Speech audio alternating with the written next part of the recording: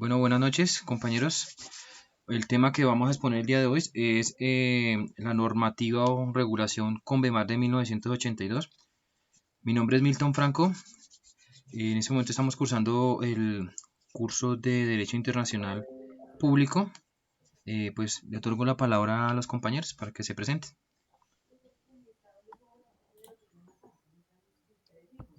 ¿Qué tal? Buen día a todos. Mi nombre es Luis Alfredo Piñeros Cárdenas. Buenas noches, compañeros. Mi nombre es Andrés Felipe Alzate Martínez. Buenas noches, mi nombre es Laura Ginette Corredor Arias. ¿Qué tal, compañero? Buenas noches. Mi nombre es Mateo Beltrán Sendales. Gracias. Bueno, el compañero Luis va a Vamos a iniciar con iniciar. una introducción. Convención de las Naciones sobre el Derecho Mar, firmada en 1982. Entonces, compañero, adelante. Bueno, esta es considerado uno de los tratados más importantes, dado la importancia de lo que regula. Regula todos los derechos respecto al uso del mar abierto. Esta fue redactada el 30 de noviembre de 1982, firmada el 10 de diciembre del mismo año.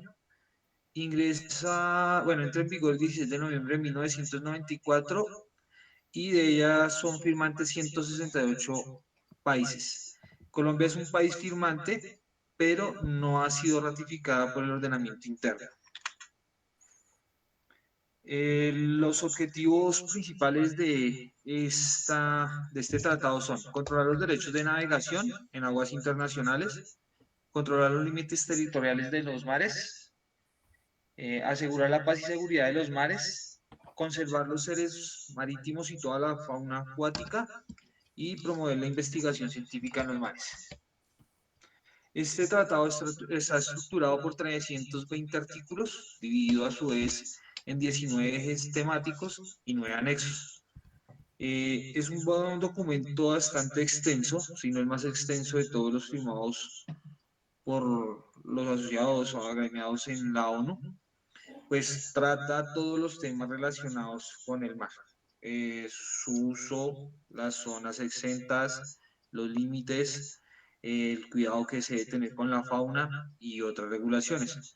Asimismo, se diseñaron dentro de este tratado ciertas entidades encargadas de legislar y solucionar controversias que se tengan respecto al uso de la plataforma marítima continental. Bueno, aquí yo voy a hablar sobre las aguas interiores y el mar territorial. Digamos que las aguas interiores son el espacio marítimo más próximo a la superficie terrestre del estado ribereño, que se encuentra siempre como en contacto con la misma. Dicho espacio se configura como una columna de agua que se define y delimita residualmente por la referencia, pues, del mar territorial. Digamos que esta Convención de Naciones Unidas sobre el Derecho del Mar menciona a las aguas interiores en su artículo segundo, en el que declara que la soberanía del Estado ribereño se extiende más allá de su territorio y de sus aguas interiores, y en su artículo octavo, en el que establece que las aguas situadas en el interior de la línea de base del mar territorial forman parte de las aguas interiores del Estado. Digamos que en consecuencia las aguas interiores son aquella columna de agua que se sitúa entre la superficie terrestre del Estado y el comienzo del mar territorial, es decir, un espacio distinto del mar territorial, aunque digamos que estén en contacto con él. Eh, Tiene como unas características que son, primero, el régimen jurídico aplicable en las aguas interiores será el establecido por el Estado ribereño, pudiendo variar, por tanto, de un estado a otro. Segundo, la anchura de las aguas interiores no está delimitada con carácter general y puede variar dependiendo del trazado de las líneas de base a partir de las cuales se comienza a medir el mar territorial. Estas líneas son la línea de base normal y la línea de base recta. Digamos que es importante mencionar porque de esto como que se conforma todo el documento y lo que allí está. Digamos que por línea de base normal se entiende la línea de bajamar a lo largo de la costa, tal como aparece marcada mediante el signo apropiado en cartas a gran escala reconocidas oficialmente por el Estado ribereño. Esto lo encontramos en el artículo quinto de esta convención. Y digamos que consiste en una delimitación basada en criterios naturales. Por otro lado, la línea de base recta es una línea artificial que puede ser trazada por el Estado ribereño para unir ciertos puntos de la costa en aquellos lugares en que esta costa tenga profundas aberturas o escotaduras, o en los que haya una franja de islas a lo largo de la costa situada en su proximidad inmediata. Esto lo encontramos de igual forma en el artículo 7º de la Convención. Y tercero, la Convención permite que los estados ribereños utilicen un sistema mixto de trazado de líneas de base que integre tanto líneas de base normales como líneas de base recta en atención a las distintas configuraciones de sus costas. Digamos que el trazado de líneas de base normales o rectas depende también pues de todos aquellos criterios técnicos que son definidos pues, por esta misma convención y que en lo esencial dependen pues, de su propia morfología de la costa. Siguiente.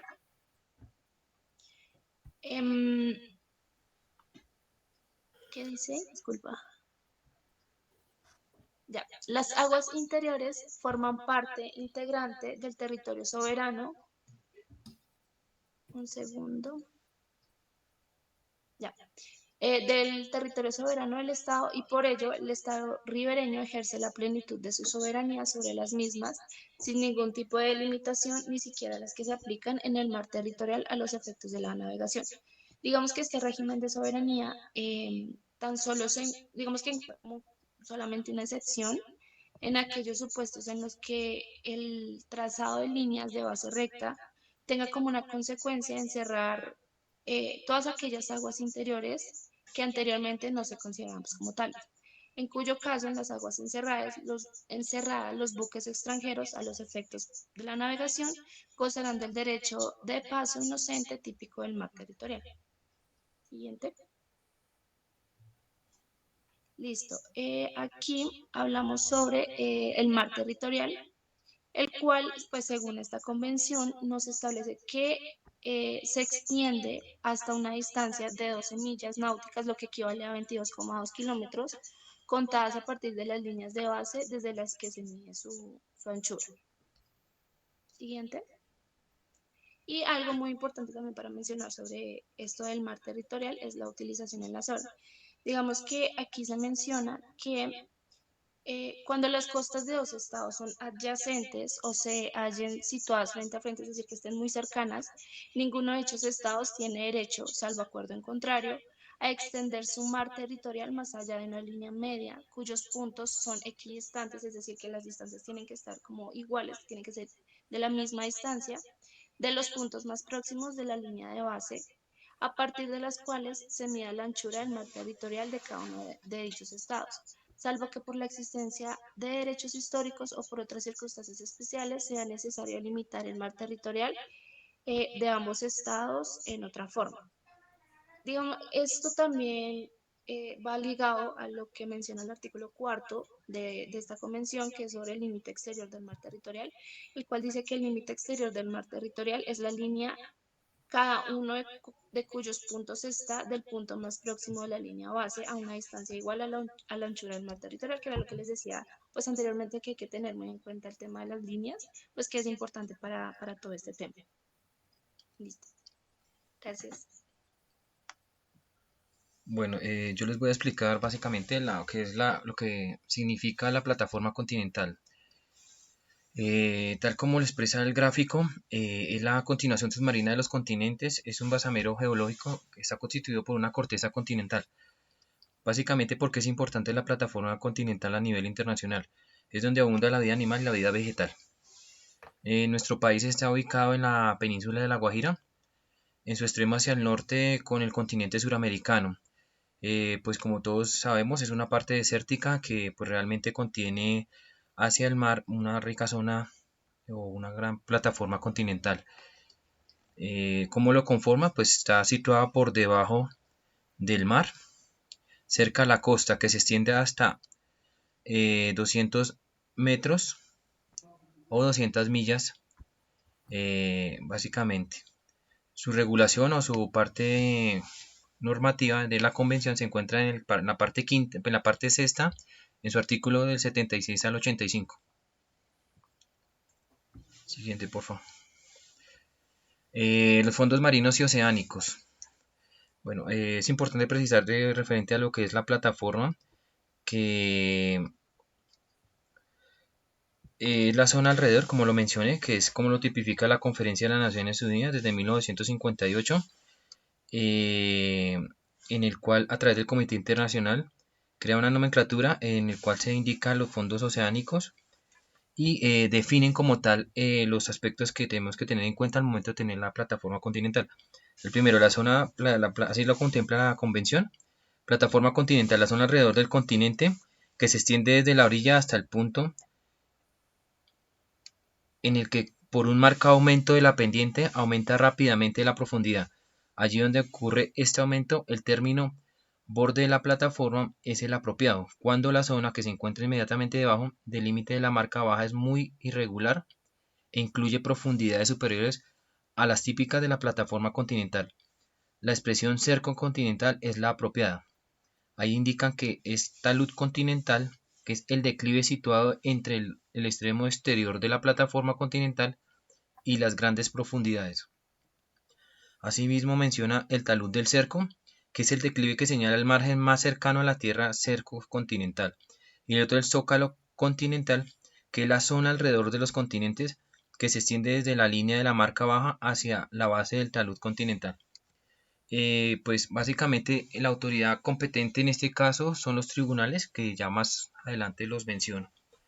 Aquí pues ya es la otra parte, que son los fondos marinos y oceánicos. ¿Qué función cumplen esos fondos?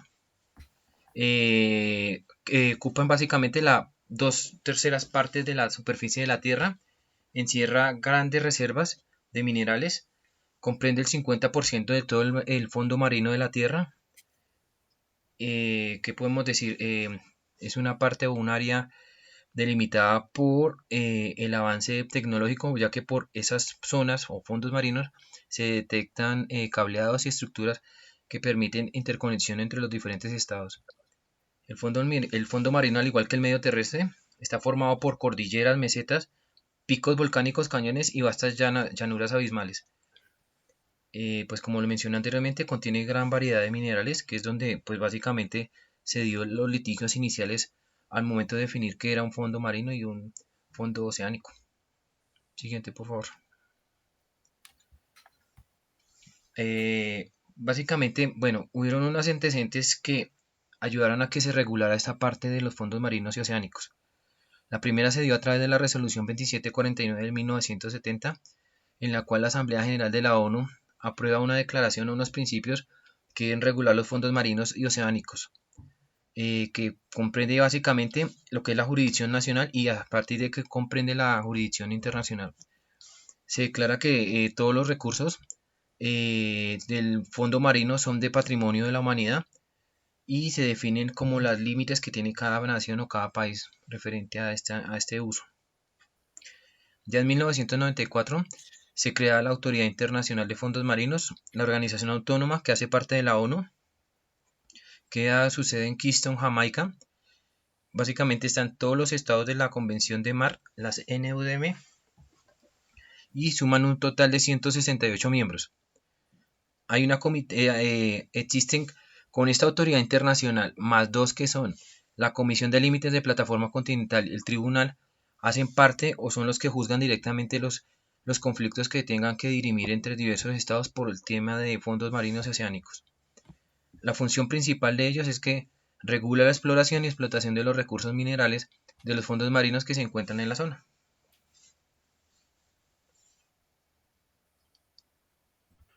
Listo, a continuación yo voy a entrar a explicar todo lo que es la parte de la zona contigua, que es una zona de un mar territorial, el cual se le da este nombre de los estados ribereños y pues como tal ellos podrán tomar ciertas medidas o ciertas leyes las cuales se adoptarán. Como podemos observar, se puede ver que hay reglamentos aduaneros, fiscales, migratorios o sanitarios. O también se evidencia que hay unas leyes los cuales están realizadas o creadas para juzgar anteriormente las leyes o lo que se haya vulnerado, bien sea en temas fiscales o aduaneros, pero también tenemos tres aspectos diferentes que se ve también en el tema de la zona contigua, que es el primero, el establecimiento y utilización de islas artificiales, instalación y estructuras de las mismas. El segundo, que es la investigación científica marina. Y como tercero, podemos observar la protección y preservación del medio ambiente marino. Eso también entra ahí todo lo que son animales, el reino animal y el reino vegetal. Los estrechos, pues podemos también analizar que si en este no se aplicará a un estrecho utilizado para navegación internacional, si por ese estrecho pasa una ruta de alta mar o otra ruta que lo atraviese. Y como segundo, podemos ver que en tales rutas se aplicarán las otras partes pertinentes de la convención, incluidas las disposiciones relativas a la libertad de navegación y sobrevuelo. Pero pues esto ya también se ve como plasmado en la parte donde ambos territorios hayan pues pactado o haya algo por conservar y demás. También podemos ver el tema de la zona económica exclusiva. La zona económica exclusiva es un área situada más allá del mar territorial y adyacente a este, sujeta al régimen jurídico específico establecido en esta parte, de acuerdo con el cual los derechos y jurisdicción del Estado ribereño y de los derechos y libertades de los demás estados. Aquí también podemos ver que la zona económica exclusiva no se extenderá más allá de 200 millas marinas contadas desde las líneas bases a partir de las cuales se mide la anchura del mar territorial. Pero también está como obligación del Estado proteger y conservar los recursos vivos, bien sea, como explicaba anteriormente los compañeros, inclusive yo, la parte animal y la parte vegetal. Por otra parte, también está la obligación de conservar y mantener el paso de las especies altamente migratorias que estén de cruce o, pues como tal, estén o se quieran asentar aquí como tal en nuestra zona. Y por otra parte, también podemos ver el Estado ribereño en ejercicio de sus derechos de soberanía para la exploración, explotación, conservación y administración de los recursos vivos de la zona económica exclusiva. Podrá tomar las medidas que sean necesarias para garantizar el cumplimiento de la ley, bien sea una ley impuesta por los, los mecanismos o las convenciones anteriormente plasmadas que obliguen a un Estado a conservar o a cuidar cierto territorio, o pues que el Estado por propia voluntad diga voy a delimitar o voy a empezar a cuidar cierta zona que está un poquito desprotegida.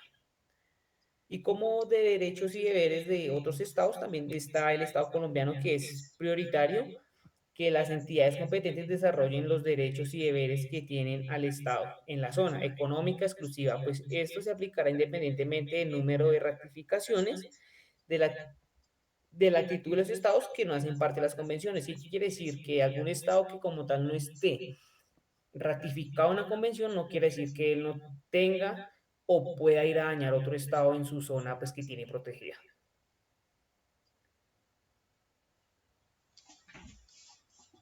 Gracias. Bueno, vamos con el régimen de islas.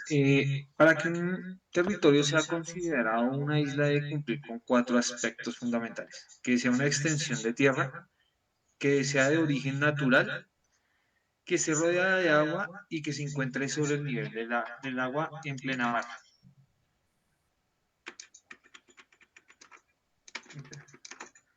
El artículo 121 de esta convención nos habla de que pues, debe ser la extensión de tierra natural rodeada de agua. Las rocas, pero especifica que las rocas no son aptas para mantener habitación o vida económica propia de esta denominación, por lo cual no serán consideradas como islas. Y el artículo 122 nos habla de los mares cerrados y semicerrados. Eh, Nos habla que se entiende como un golfo o cuenca marítima o mar rodeado por dos o más estados y comunicado con otro mar o océano por una salida estrecha. El ejemplo que podemos tener es el Golfo de México y el cerrado es el Mar Negro. Muchas gracias.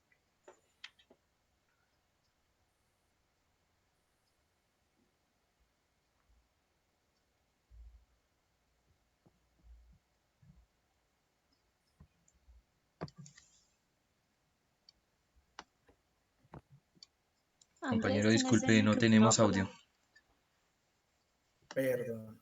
Ahora sí. Sí, Sí, señor. señor. Qué pena. Bueno, voy a entrar a explicar lo que son los estados archipelágicos, ¿vale? ¿Qué se entiende por archipiélago? Se supone que es un conjunto de islas y de agua que está a su alrededor, lo cual los une, los hace estrechamente relacionados y pues debido a esto se crean también los estados.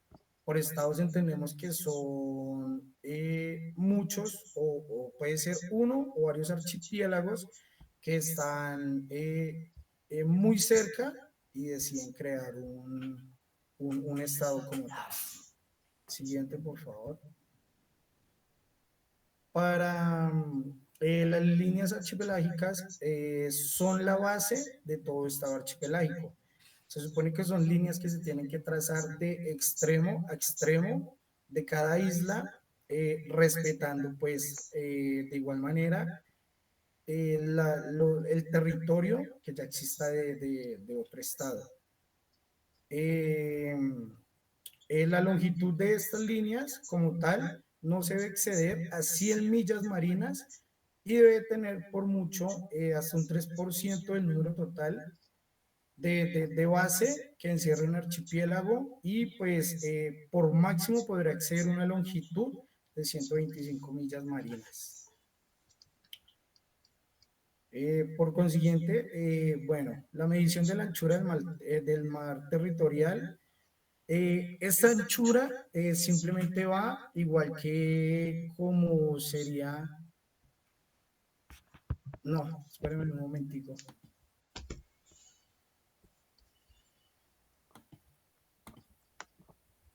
Listo, vale. La anchura de este mar territorial, pues es la zona contigua. Esta pues encierra lo que es la zona contigua, la zona económica exclusiva y la plataforma continental. Todo esto se mide a partir de las líneas de base que ya tenga cada base, cada estado archipelágico.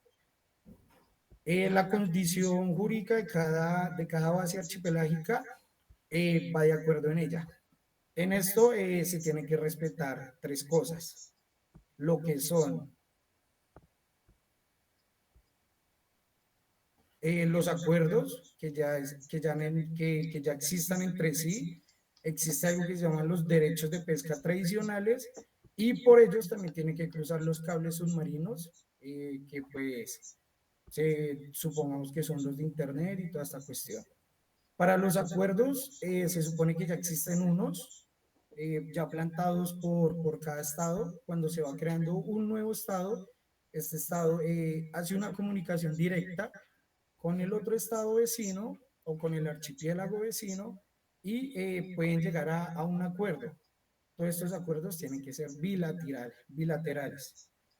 En segundo lugar, existe algo que se llama la pesca tradicional. Se supone que como son territorios, se puede decir que muy antiguos, entre ellos ya existen unas rutas de pesca, pero como se están creando tantos estados archipiélagos, se supone que estos tienen que llegar a más acuerdos donde se les permita, obviamente con unas regulaciones, seguir con la pesca.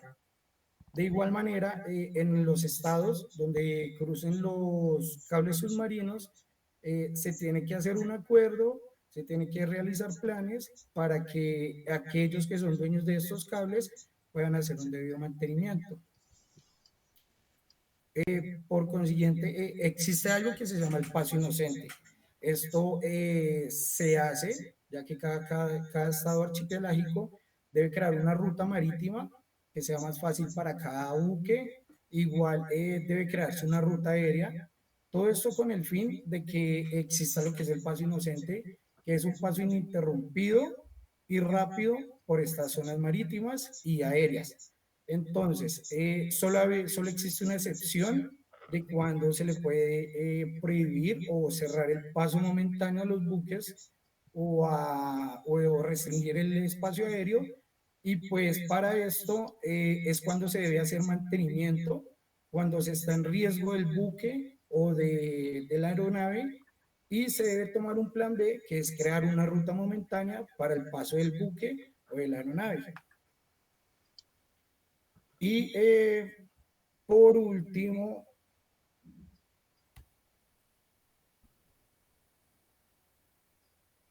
está pues el paso por las vías marítimas y archipelágicas. Todo estado que se esté conformando debe crear una línea marítima para el paso de buques, para la pesca, para todo en cuestión que se deba usar el espacio marítimo. Obviamente que esté dentro del Estado, que le corresponda al Estado. Todo esto debe planearse, todo esto debe hacerse de debida manera para que todos los buques, para que todas las aeronaves puedan gozar de ese derecho para pasar para usar el uso de estas vías. Obviamente debe realizarse la mejor planeación para que no sea mayor el tiempo de recorrido, sino que sea inferior. Y es todo por el momento. Bueno, muchas gracias. Esta fue toda la exposición sobre Conmebar de 1982. Gracias a los compañeros y a la profesora. Hasta luego. Gracias, Hasta compañeros, muy luego. amable. Muchas gracias, buenas noches.